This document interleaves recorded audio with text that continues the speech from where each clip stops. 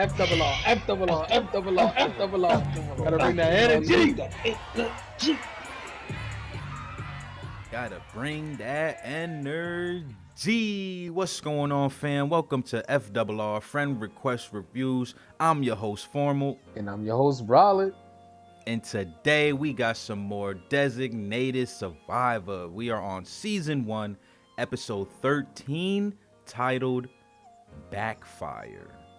Backfire. Okay. With a title like that, you know, especially from what we've been seeing in these last couple. What you think we might run into today? Well, Backfire.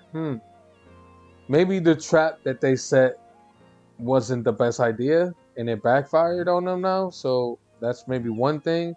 Also, too, it could be that Aaron, the whole Aaron situation, you know, them looking into him. Maybe it's backfiring. Maybe he's, you know, going to the dark side. I don't know.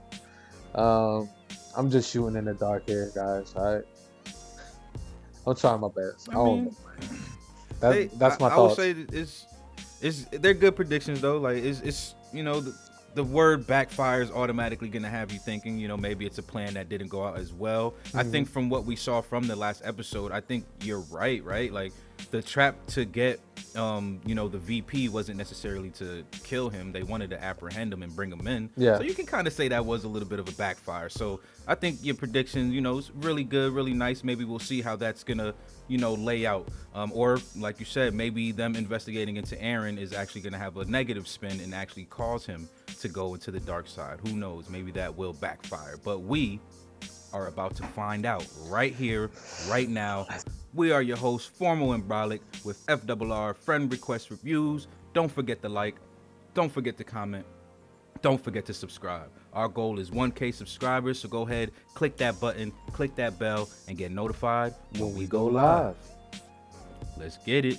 Let's go. We have breaking news from Arlington National Cemetery. The U.S. Army and FBI are investigating a deadly shooting that occurred last night. The Washington Post is reporting. Go to media.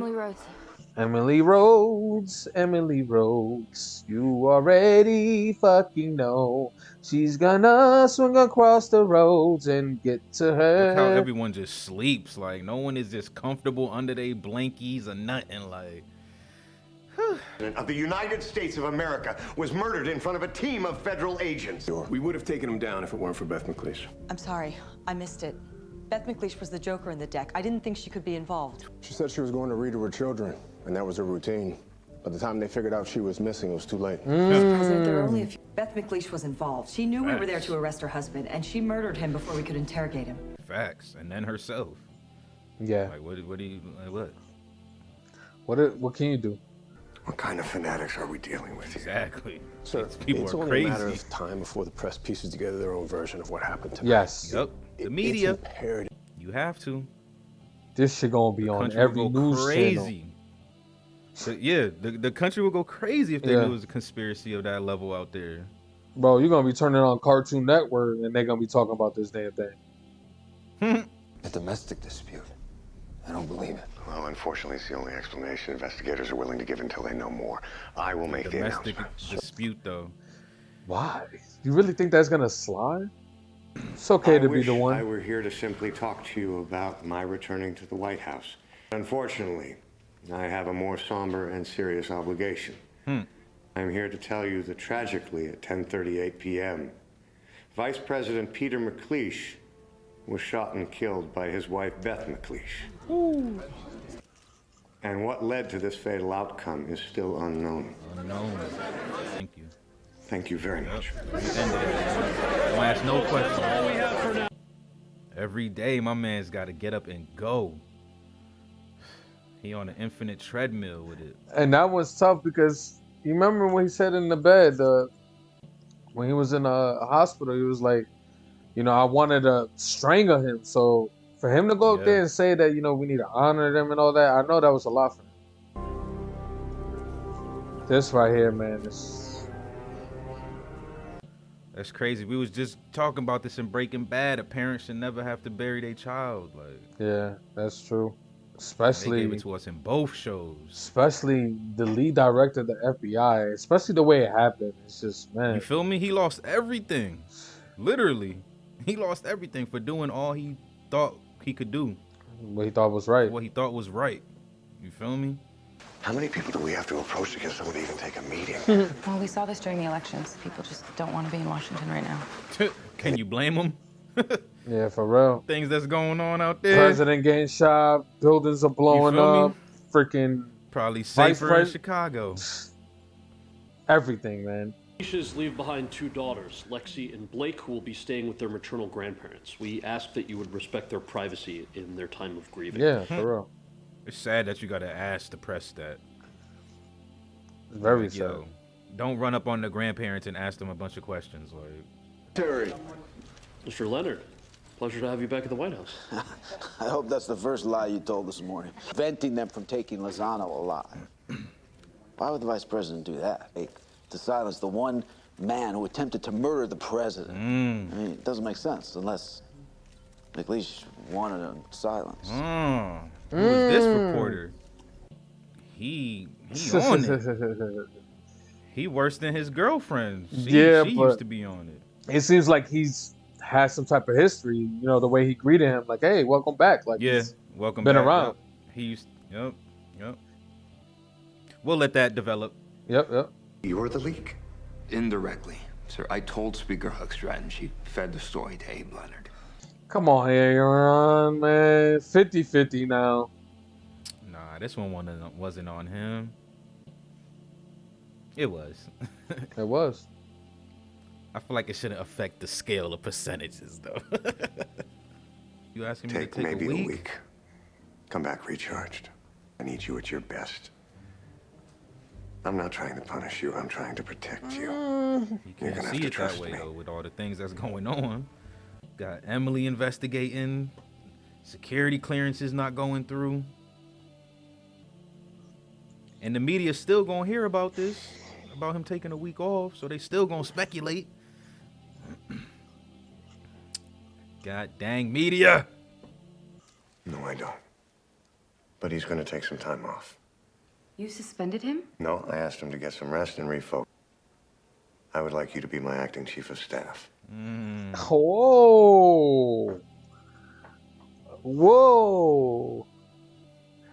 It's a I big hate the way they be wording stuff in this show sometimes, though. He told me himself he leaked it. Like, I get it. Like, yeah, he did technically leak it, but if he would have sent her to you, you probably would have did the same thing, Tommy K. Like, you would have told her too. She actually is doing the job that she wanted to do. So that's got that chief of staff? Chief of staff. Sure you don't want me in there with you? No, Jonah knows me. Yeah, he knows you're the one who took down McLeish. The story of this conspiracy starts in Afghanistan. Okay. Until we understand that, we don't understand anything. And you will know the truth. And the truth will set you free. She finishing the John scripture for 832. him. That's what you quoted to McLeish. The CIA added this to your mission file. This makes us sound like baby killers. But you did kill civilians. Baby killers, yup. Women. Children, yup. Children. Yup. You weren't there. The animals, can't everything. understand. Livestock, they slaughtered everything. Make me understand. No. He's a hero. He saved all of How? us that day. What did he do? Here it goes. The McQueefs. Let it out, Alvin. Alvin. Grandma. Don't make a sound. I was about to say what's going on here. No, I want your suit. Is that a Welsh and Jeffries? Oh, you guys are sons of bitches, you know that? Ooh. Oh, man. Yeah, Callie flew in from New York just to see you. You did? All right, I can do one drink. All right. How are you? Can't believe Callie braved the flight from New York all the way down to D.C. Some Harvard friends. Yeah, man, that's good. Unwind a little bit, man, with all that tension going around. This unit to escort an army Here we major to go. a covert meet with an Afghan This is warlord. what Alvin gave her. That major's name? Nestor Lozano, a.k.a. Catalan. He's meant to deliver a few duffel bags full of cash. McLeish managed to keep his unit together, and they fought their way out of the compound, but the warlord pursued. They shot up everything in their path. Hostiles, friendlies, women, children. To McLeish's men, the rules of engagement no longer applied. Lozano admits he's a CIA officer and that the bags were filled with $5 million in cash, a payoff to fight against the Taliban. But So McLeish saved his life. if it weren't for McLeish, Lozano would have never made it home. Wow. That's a hell of a story, That man was a CIA operative, though. And you wonder why files are getting buried all over the place. That's hella crazy. Hella wild.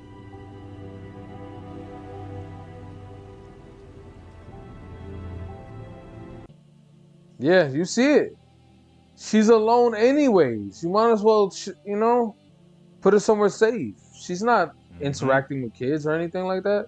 Man, you see, they couldn't even walk through the door at the same time as her. Like, We've got eyes out everywhere for Langdon. But so far, nothing. He's out there, somewhere. He is. You know, it's Somewhere. like Jason used to say, we only have to be lucky once. We have to be lucky all the time. Hey, that's a good saying. That's a nice, it's a nice little motivation. Okay. That's a great saying. I'm gonna use that one. I was about to say, my Jason, man I came to check on you folded guys. up on the couch in the sweats, but nah, he's still in a full suit from the funeral. Oh, that's okay. That's cold. He's going through it right now. Director. 20 plus years on the job. 20 plus years. And all it took That's retirement time. was for her to show me that she had my son. And all of my training just goes out the window. This is my justice. I went against everything that I am. Please leave. I hate to say it. Maybe I was right, man. Maybe I was right about that episode. You know, maybe not, you know, grabbing that lady up and just, you know, it's a tough decision, man, but fuck.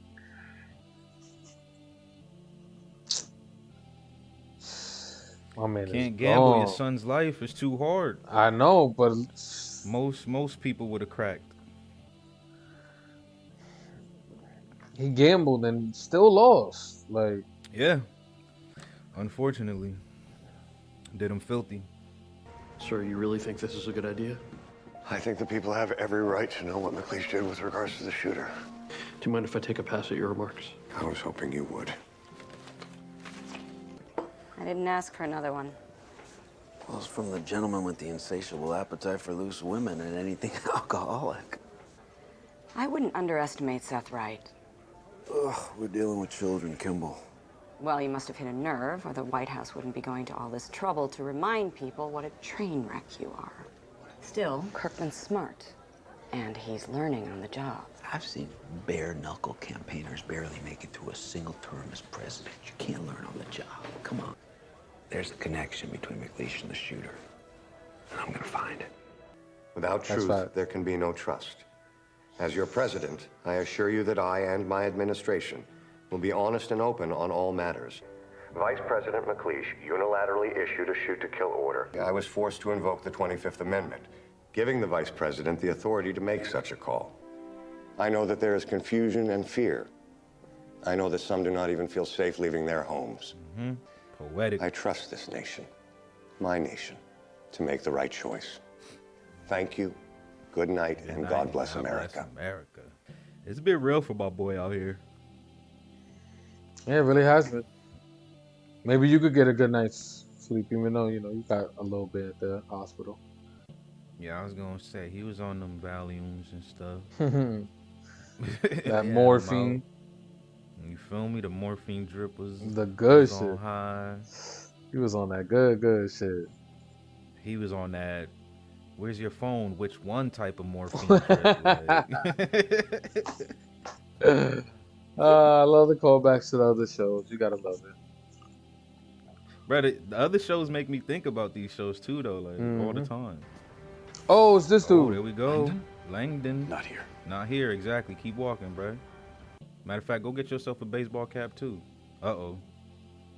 They got y'all on the night vision. Damn. Thank you for tracking Aaron. Mm. There they go. Okay. So there you have it. Designated Survivor Season 1, Episode 13, Backfire. How you feeling about that episode today, Bralik? This episode was mid, you know. I'm not gonna cap. It was mid. But, you know, there has to be some mid episodes, you know, because the way they've been rolling out each episode, at a certain point, it was just like, and now they're kind of pumping the brakes a little bit. So it's nice that they were kind of doing that for a little bit, and we're not all the time just going at it full steam ahead. So I'm enjoying that. Even though this episode was mid, there were still some things that played out in this episode. So the media was a big factor in this episode. People wanting to know the truth behind what happened to McQueef. And, you know, he gave them a little bit. You know, he gave them enough for them to feel like they've gotten most of the information. So I'm glad that he came out and actually addressed it, because he said, like they said, if they would have kept it any longer, you know, things would have leaked or something would have happened, and they would have put their own spin on it or whatever the media does. You know how they do. So yeah, I'm glad that that's being taken care of and put to the side, so we don't have to worry about that, at least for now. I was gonna just help you along. I was gonna say we got some, you know, introduction of new characters in the mix. One that we actually saw, one that we didn't see just yet. You want to speak about that a little bit? We got the reporter and President Moss, 2 new characters. It's not really much to say about him for now. We'll see where he takes his journalism, and we'll see how far he really goes with some of this storyline. I will say this though. There are 2 big things that he has different from any other reporter, though. He has Pulitzer and Hook Stratton. So, you know, we didn't see too much of him. Like you said, you know, he's just a reporter for now. Yeah. So we'll see where that character develops, though, because we know that he's in Hook Stratton's pocket and he has a Pulitzer. He has some type of clout, at least, right? So, you know, people know of him, whether that's bad or good. People know of him. So we'll keep an eye on him. What about President Moss? What do you think about that? There's really not much to think about. I can't say much because I haven't even met the character, but the look on Emily's face seems like it might be a good idea to bring somebody from, you know, someone who has experience and that can maybe help guide Tommy K. So, you know, maybe this is a good thing. I can't really say until I actually meet the new character, but it seems like it might be heading in a good direction with that. And then we have the saddest part about this episode is Atwood and him going down. You know, yeah, man, he's just down and out right now. You know, losing his son is definitely devastated him, and yeah, it seems like there's no bringing him back at the moment. I'm hoping that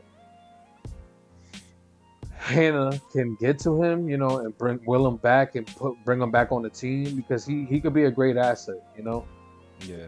But as of right now, it's not looking good for him. He's really down and out. And his wife leaving, it's only probably gonna make it worse, you know, because he's gonna have to deal with all of this, you know, grief and all that by himself, and he blames himself. So that's, you know, that's the worst type of grief, when you blame yourself for it.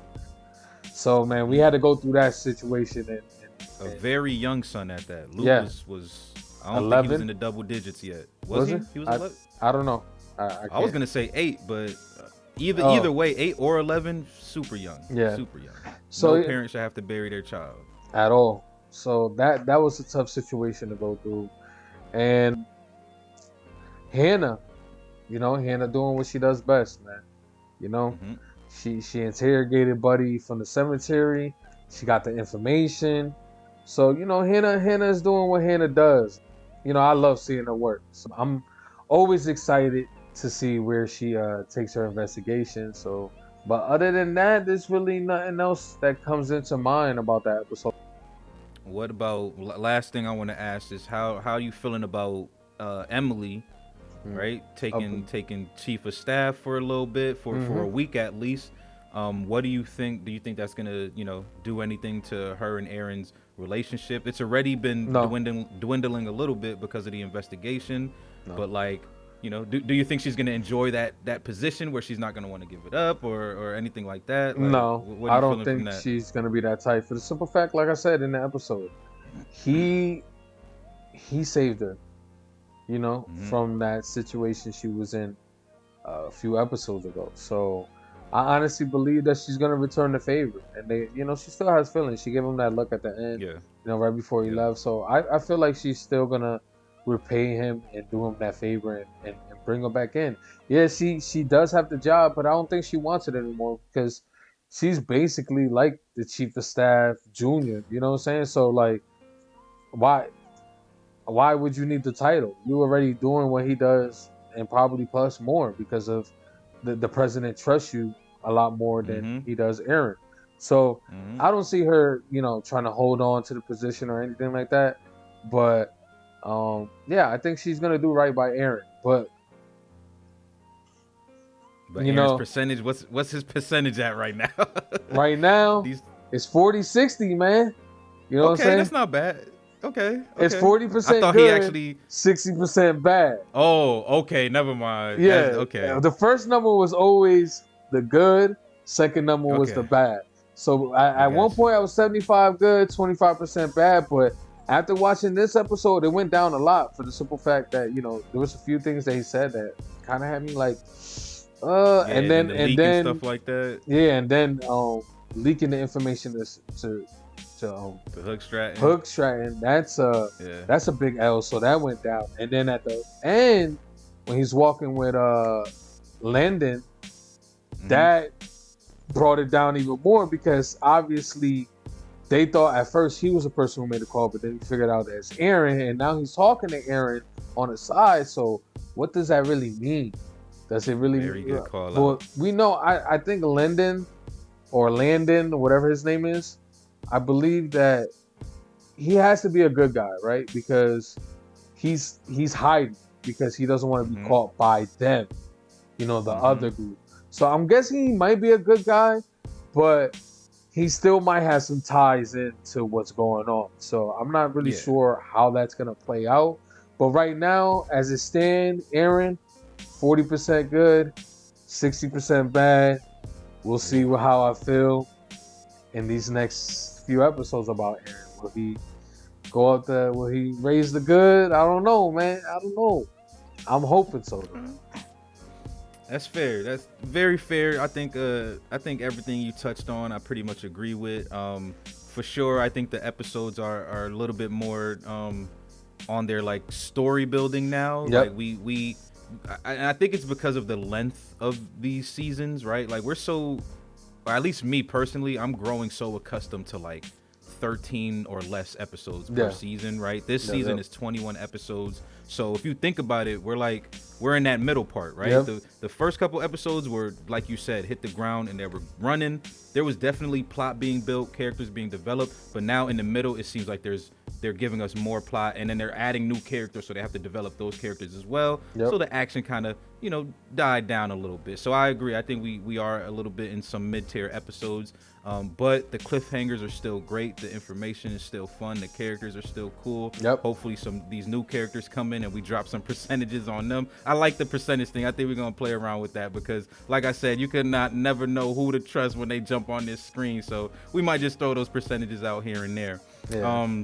But yeah, no final thoughts for me. Like I said, I think everything you spoke about and you captured was pretty much on point. How you feeling? Any finals? Nah, that's it, man. Like I said, mid, but I'm still here for the ride and I'm enjoying it, so far. So Nice. All right then. Well, there you have it. That is yo very own friend request review from your host, Formal and Bralik. This was Designated Survivor Season 1, Episode 13. Please do not forget to like. Don't forget to comment and go ahead and hit that subscribe button. Our goal is 1K subscribers, so go ahead, click the button, click the bell, and get notified when we go live. Until next time, peace. Deuces. Hello. Oh, Vegeta. Hello. You ready? Yes, sir. Boom.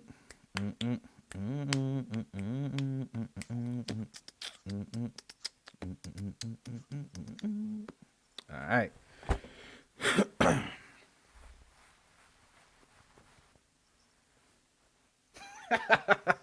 All right, yo, I'm ready, yo. So there you have it. Designated Survivor, Season 1, Episode 12, Backfire. Episode 13. Is it 13? Yes, sir. God damn it.